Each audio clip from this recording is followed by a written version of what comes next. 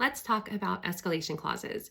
An escalation clause is a term that you write into your offer, and what it basically says is that you are offering a certain amount for the home, but you're also willing to go up by certain increments up to a predetermined price point. So, for example, if you want to offer $700,000 on a home, and you're willing to go a little bit higher, but you don't know if you want to just offer that price right out of the gate, then you can say, our offer is 700,000 and we're willing to go $5,000 over the next highest offer up to 750,000. And so that means if somebody else offers 735,000, then you would get the home for 740,000.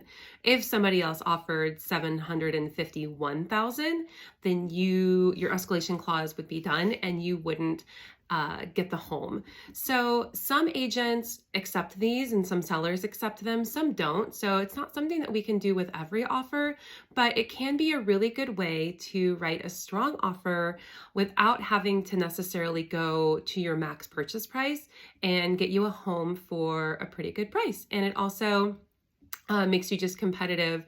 And, if you're not willing to go all the way up, then you can just go in small increments and can make you a little bit of a stronger buyer. I hope that helps explain what escalation clauses are. If you have any other questions, feel free to reach out.